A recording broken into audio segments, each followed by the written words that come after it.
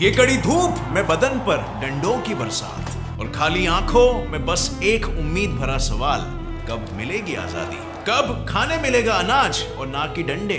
और कब सो पाएंगे अपने घरों में चैन से? क्या इस जन्म में आजादी देखने में नसीब होगी? और बस ऐसे ही तमाम सवाल लोगों के जहन में अपना घर बसा रहे थे। ये नजारा है आजाद भारत के पहले का, जब लोग रोटी कपड़ा और मकान से ज्यादा खुली हवा और भारत में आजादी की तलाश कर रहे थे। और जब भी हम भारत की आजादी की बात करते हैं तो तीन चेहरे सभी के सामने आते हैं। मोहनदास करमचंद गांधी उर्फ महात्मा गांधी, जिन्होंने अपने अहिंसा और सत्य के मार्ग से आजादी की लड़ाई लड़ी, और दूसरे थे हमारे नेताजी यानी कि सुभाष चंद्र बोस जी, जिनकी विचारधारा कुछ ऐसी थी कि ब्रिटिशर्स को शांति से बातचीत करना नहीं बल्कि लड़ाई और हथियारों के जरिए ही इंडिया से बाहर भगाया जा सकता है। और तीसरा चेहरा एक ऐसे इंसान का था जिसके बारे में ना तो हम कभी कल्पना कर सकते हैं और ना ही आजाद भारत के इतिहास में कहीं पर उसका जिक्र है, और वो पूरे दुनिया के इतिहास में सबसे क्रूर और सबसे जालिम तानाशाह के नाम से मशहूर है। लेकिन किस्मत का पहिया तो देखो, शायद वो भारत के लिए किसी मसीहा से कम नहीं था। कैसे वर्ल्ड वॉर 2 का सबसे बड़ा दुश्मन इंडिया के लिए किसी हीरो से कम साबित नहीं हुआ? मैं बात कर रहा हूं एडोल्फ हिटलर की, जिसका भारत की आजादी के इतिहास में कोई जिक्र नहीं है। और बचपन से जब आजादी की बात आती है तो आंखों के सामने सिर्फ एक ही चेहरा सबसे पहले आता है, वो है महात्मा गांधी जी का। लेकिन बात तो यह है ना कि बाकियों के बारे में क्यों नहीं किया गया इतना जिक्र? क्या हमारे इतिहास को झूठ के कलाम से तो नहीं लिखा गया है? आखिर क्यों इतिहास पढ़ाने वाले ये चाहते थे कि आजादी के नाम से हमारे लफ्जों पर सिर्फ और सिर्फ एक ही शब्द आए, गांधी जी का? लेकिन फ्रेंड्स डोंट वरी, आज के इस वीडियो में हम इतिहास में डीप जाकर थोड़ी तहकीकात करेंगे, थोड़ा डीप रिसर्च करेंगे, फैक्ट्स जानेंगे, खोजबीन करेंगे और आपके सामने वो सारी इंफॉर्मेशन रखेंगे कि सब कुछ जानने के बाद आप खुद ये डिसीजन अपने आप लो कि किसका हमारी आजादी में सबसे बड़ा कंट्रीब्यूशन था। हमारे सामने है 3 योद्धा और जंग सिर्फ एक ही है, भारत को आजादी दिलाना। और वीडियो शुरू होने से पहले मैं आपको एक अपॉर्चुनिटी देना चाहूंगा। आपको क्या लगता है इन 3 में से सबसे ज्यादा कंट्रीब्यूशन किसका रहा होगा? तुरंत अभी जाके नीचे कमेंट सेक्शन में अपनी राय बताना और फिर बाद में हम देखेंगे कि आप सही थे या गलत थे। अगर कर दिया हो then let's go back in history and discover the dark past and unknown dark secrets of Indian independence. Mahatma Gandhi ji एक ऐसे योद्धा थे जिन्होंने अंग्रेजों के खिलाफ लड़ने के लिए सत्य और अहिंसा को अपना हथियार बनाया, और इस हथियार से ना सिर्फ अंग्रेजों के सिस्टम्स को बल्कि उनके आर्थिक स्थिति को भी डामाडोल कर दिया। और सीधी भाषा में बोले तो सच्चाई और अहिंसा ने उनकी जेबें काट डाली। ये नजारा है चंपारण के आंदोलन के पहले का। गरीबी और भूखमरी का तांडव झेल रहे थे किसान, और एक वक्त की रोटी के लिए भी तरसते थे बच्चे। चारों तरफ से भूखमरी, गरीबी, गंदगी और बीमारी ही थी। पर महात्मा गांधी जी के 1917 के चंपारण के आंदोलन के बाद अंग्रेजों को किसानों के बंजर जमीन के मुआवजे देने पड़ गए, और ये ऑफ कोर्स उन्होंने मजबूरी में किया।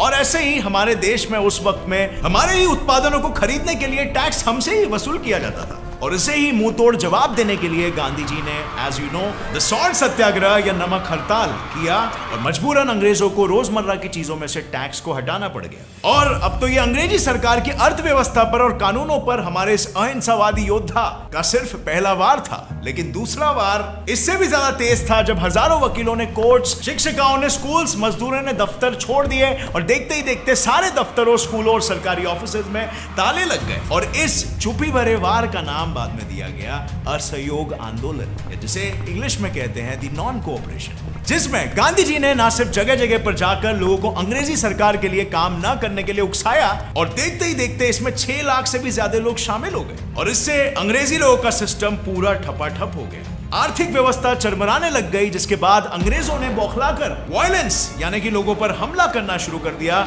और गांधी जी जैसे लीडर को जेल में डाल दिया। और उसके बाद वो लोगों को बेरहमी से मारने लग गए, जिसके चक्कर में 6000 से भी ज्यादा लोगों की जानें चली गई, यहां तक कि औरतों और बच्चों को भी नहीं बख्शा, और इस असहयोग आंदोलन को वहीं पर दबा दिया गया। लेकिन अब असल में लोग जाग चुके थे, अपनी हिम्मत को पहचान चुके थे, वो अंग्रेजों के खिलाफ बोलना सीख चुके थे, और देखते ही देखते 1942 में एक बार फिर से गांधी जी ने लोगों को उकसाना शुरू किया, और ये अनाउंस कर दिया कि अब तो जब तक हमें आजादी नहीं मिलेगी तब तक कोई भी घर पे चैन से नहीं बैठेगा। और अब ऐसे में गांधी जी का ये अहिंसा पूर्वक आंदोलन हिंसात्मक बन गया। लोग सरकारी दफ्तरों को तोड़ने लग गए, रेल की पटरियों को उखाड़ने लग गए, अंग्रेजी सैनिकों पर हमला करने लग गए और जिसके बाद सड़कों पर मौत के तांडव होने लग गए। और इसके बाद इन वे अंग्रेजी सरकार को यह समझ में आ गया था कि उनका समय अब इस देश में ज्यादा दिन तक नहीं टिकने वाला है।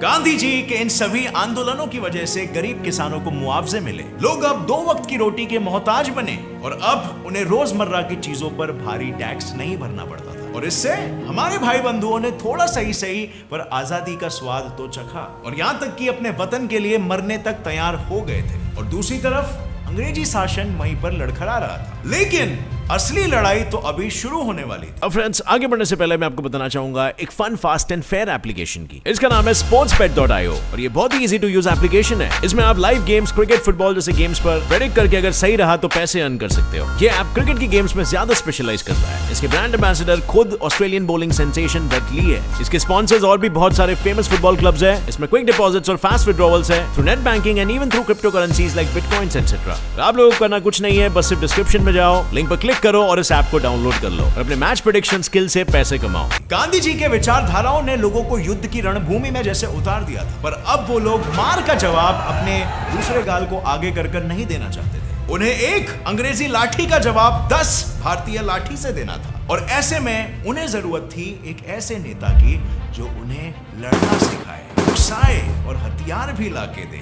और ऐसे में उन्हें राह दिखाने के लिए आते हैं हमारे कहानी के दूसरे हीरो।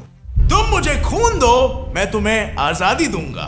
ये नारा सबसे पहले लगाने वाले थे सुभाष चंद्र बोस जी, जो विदेश में होने के बावजूद भी उन्होंने भारत में एक अपनी आर्मी तैयार कर ली थी। उन्होंने लोगों के मन में अंग्रेज के खिलाफ लड़ने की एक नई चिंगारी जलाई और जब उनकी आर्मी ने अंडमान एंड निकोबार आइलैंड पर अंग्रेजों के खिलाफ लड़कर उसे आजादी दिलाई और उसे आजाद भारत का एक हिस्सा बनाया, और जब उनकी सेना ने अंडमान एंड निकोबार आइलैंड्स पर कब्जा कर लिया और उसे आजाद भारत का पहला हिस्सा बनाया, तब उन्होंने लोगों को यह भरोसा दिलाया कि अंग्रेजों के खिलाफ लड़ना, उन्हें हरा के बाहर खदेड़ देना थोड़ा सा मुश्किल जरूर है मगर इम्पॉसिबल नहीं है। और उनके यही एक्शन से चेंज हुआ लोगों का भी माइंडसेट। आक्रोश की लहर बनकर सभी लोगों के दिल में भड़कने लगा और उनका आत्मविश्वास अब उनका बसरा और भाल बन गया। और ऐसे करके हमारे नेताजी जहां एक तरफ वो लोगों को लड़ना सिखा रहे थे और वहीं वो दूसरे तरफ वो दुनिया के उस समय के सबसे खतरनाक, शक्तिशाली और तानाशाह दरिंदों को अपना सबसे खास दोस्त बना रहे थे। बिल्कुल, नेताजी और हिटलर,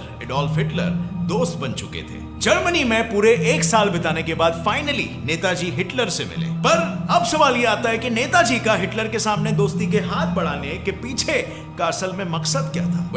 मकसद साफ था, हिटलर के साथ मिलकर अंग्रेजों को खत्म करना। और उसके लिए नेताजी ने चली वो सबसे पुरानी चाल, दुश्मन का दुश्मन अपना दोस्त। और उस समय वर्ल्ड वॉर 2 के दौरान वैसे भी हिटलर ब्रिटेन के साथ लड़ ही रहा था और नेताजी के इस बात से वो सहमत तो था, मगर उसने मदद के लिए पूरी तरीके से ना तो हाँ कहा और ना ही ना कहा। उसने कहा कि अगर वो दोनों भी ब्रिटेन में एक ही साथ में लगातार हमले करते रहे तो ब्रिटेन डिस्ट्रैक्ट हो जाएगा और दोनों तरफ ध्यान नहीं दे पाएगा और नतीजन वो हार जाएगा। और अपने इस वादे के मुताबिक हिटलर ने ऑपरेशन ब्लिट्ज के तहत लगातार इंग्लैंड के एयरबेस और शहरों में बॉम्ब्स गिराना शुरू कर दिया। और अब एक तरफ नेताजी हिटलर को अपना सार्थक बना चुके थे और दूसरी तरफ वो अपने आकर्षित व्यक्तित्व की वजह से जापान से भी बहुत अच्छे रिलेशंस बना रहे थे। और इसके कारण जापान के पीएम टोजो ने नेताजी से बात करके युद्ध में पकड़े गए हुए ब्रिटिश इंडियन आर्मी के सारे भारतीय सैनिकों को रिहा कर दिया और फिर वो सैनिक और कई सारे साउथ ईस्ट एशिया में रहने वाले भारतीय लोग बोस के आजाद हिंद फौज में शामिल हो गए। और इस फौज को हथियार से लेकर पैसे सब कुछ जापान दे रहा था। पर बदले में आजाद हिंद फौज के सैनिकों ने जापान के साथ बर्मा और मणिपुर में 2 युद्ध लड़े अंग्रेजों के खिलाफ। लेकिन बोस ने अपनी फौज से यह वादा किया था कि सिर्फ 1 साल के अंदर वो आजाद हिंद की फौज को आजाद भारत के सरजमीन पर लेकर आ जाएगा। और उनकी ये बात सच भी साबित हुई जब जापान ने ब्रिटिश से वर्ल्ड वॉर 2 में जीते हुए आइलैंड अंडमान एंड निकोबार नेताजी को दे दिए और फिर इन्होंने यहाँ पर स्वतंत्र भारत की एक अस्थायी गवर्नमेंट बनाई और जिस सरकार को 9 देशों ने मान्यता भी दी। और इनमें से कुछ देश थे Germany, Japan, Philippines, Italy etcetera. Andaman and Nicobar islands आजाद भारत का पहला हिस्सा था जहां पर तिरंगा पहली बार लहराया गया। और इस आजाद भारत के सबसे पहले प्रधानमंत्री थे नेताजी सुभाष चंद्र बोस। और वहां पर अपनी खुद की एक सरकार के साथ उनका खुद का एक बैंक भी था जिसका नाम था आजाद हिंद बैंक। और यहाँ तक कि आजाद हिंद की खुद की करेंसी और स्टैम्प्स भी थे। और जल्दी सभी लोगों में ये बात फैल गई और सभी को आजाद हिंद का एक पार्ट बनना था, क्योंकि उन्हें मिल गया था एक ऐसा नेता जो ईंट का जवाब सिर्फ पत्थर से दे रहा था और क्लियरली ये काम भी कर रहा था। उनके कर्म, उनके एक्शंस भारतीयों को उस दिशा में लेके जा रहे थे जहां पर उन्हें आजाद भारत का सपना रियलिटी में तब्दील होते हुए नजर आ रहा था। खुद की गवर्नमेंट और खुद की सेना बनाना, खुद की करेंसी बनाना, ये सभी ने लोगों को एक सिंबॉलिक विक्ट्री को प्रेजेंट किया अगेंस्ट द ब्रिटिश गवर्नमेंट और लोगों को लगने लग गया कि एक दिन भारत भी इसी तरीके से आजाद होगा अगर हम सब भी मिलकर इनका साथ देने लगे तो। पर नेताजी ब्रिटिशर्स पर हमला करने ही वाले थे कि 1945 के सुबह अखबार में एक खबर छपती है। जर्मनी के लीडर एडोल्फ हिटलर ने खुदकुशी कर ली है और यह खबर सुनकर जैसे इतिहास एक बार फिर से हमेशा के लिए बदलने वाला था। और उसी साल जापान के नागासाकी और हिरोशिमा शहर पर अमेरिका ने 2 न्यूक्लियर बॉम्ब्स फेंके और जिस वजह से जापान की इकोनॉमी और फाइनेंशियल कंडीशन एकदम से तहस महस हो गई। और coming back to India in Andaman and Nicobar islands, अपने 2 सबसे बड़े सार्थक खो देने के बाद नेताजी सुभाष चंद्र बोस के लिए परिस्थितियां बहुत ही कठिन हो गई। आजाद हिंद फौज ने आत्मसमर्पण कर दिया और लाल किले में उन सारे सैनिकों पर मुकदमा चला। पर यह देखकर पूरा का पूरा भारत जैसे भड़क पड़ा। ब्रिटिश सेना में जो भारतीय सैनिक थे वो आंदोलन करने लग गए, लोग सड़कों पर उतर गए। ये सारी चीजें नेताजी की एक बात को सच कर दी है कि अगर आजादी की इच्छा हर भारतीय के मन में है तो भारत को आजाद होने से कोई नहीं रोक सकता। और ये सब देखकर अंग्रेज भी अच्छे से समझ गए थे कि वो अब अपने ही भारतीय सैनिकों पर भरोसा नहीं कर सकते, क्योंकि अब भारत के लोगों में आजादी का एक अलग ही जुनून सवार था। और साथ ही वर्ल्ड वॉर में बर्बाद हो जाने के बाद अंग्रेजी शासन अब हैंडीकैप्ड सा हो चुका था। उनके पास मिलिट्री बैकअप फैसिलिटीज अवेलेबल नहीं थे, उनके पास जंग लड़ने के लिए आर्मी मैन नहीं थे, हर जगह पे नॉन कोऑपरेशन हो रहा था और ऐसे में ब्रिटिशर्स को रिट्रीट करना ही समझदारी का काम लगा। सो ये हुई फ्रेंड्स हमारे इंडिपेंडेंस की कहानी। बट अब जरा सोचो कि वर्ल्ड वॉर के वक्त अगर हिटलर इंग्लैंड को उतना कंगाल नहीं करता तो क्या सच में हमें आजादी मिल पाती? वेल, जर्मनी और जापान जैसे देशों का साथ हमें इसीलिए मिला क्योंकि इंग्लैंड उनका कॉमन दुश्मन था और युद्ध के दौरान ब्रिटेन खुद के घरों को जलने से बचा रहा था और भारत में उसकी पकड़ कमजोर होती जा रही थी। और साथ ही नेताजी और गांधी जी के विचारधाराएं भले ही अलग क्यों ना हो, इन दोनों की क्या भारत का हर एक इंसान आजाद भारत में सांस लेने के सपने देखता था। और फिर चाहे वो उस सपने को पूरा करने के लिए बापू की लाठी हाथ में लेता हो या फिर नेताजी की बंदूक, उनके अंदर के इस जुनून और आक्रोश ने ब्रिटिश साम्राज्य के ताबूत में अंतिम कील ठोक दी और ब्रिटिश को इंडिया को छोड़कर भाग जाना पड़ा। पर इस बात पर जरा गौर किया जाए कि अगर ये विश्व युद्ध नहीं होता तो आजाद हिंद फौज की सिर्फ 5600 की सेना बहुत ही फीकी पड़ जाती थी ब्रिटिशर्स के सामने, जिनके पास एडवांस टेक्नोलॉजी और हथियार थे उस समय। और फिर भले ही भारत के अंदर आंदोलन और दंगे होते पर ब्रिटिश उन्हें उसी तरह से सामना करती जिस तरीके से वो पिछले 200 सालों से सबका करते आ रही थी। और फिर शायद भारत को आजाद होने के लिए थोड़े से और साल लग जाते। और इसके साथ जर्मनी और हिटलर की वजह से इंडिया को एक बहुत बड़ा स्ट्रेटेजिक एडवांटेज भी मिला, जिसकी वजह से इंग्लैंड इंडिया में अपने हथियारों को रिफिल नहीं कर पा रहा था। As you can see map में एरिया ये और ये एरिया जो कि इंडिया तक पहुंचने का रास्ता है, ये हिटलर द्वारा कंट्रोल हो चुका था और ब्रिटिश यहां से अपने देशों से हथियारों को सप्लाई नहीं कर पा रही थी और ब्रिटिशर्स कमजोर होते जा रहे थे इंडिया में। एंड ऑफ कोर्स उन्हें अपनी फैक्ट्री इंडिया में डालने के लिए कोऑपरेशन नहीं मिल रहा था इंडियन लोगों से और इस वजह से उनकी पकड़ छूटते ही जा रही थी और इन फ्यूचर कहीं पर भी स्ट्रांग होते हुए नहीं दिखाई दे रही थी।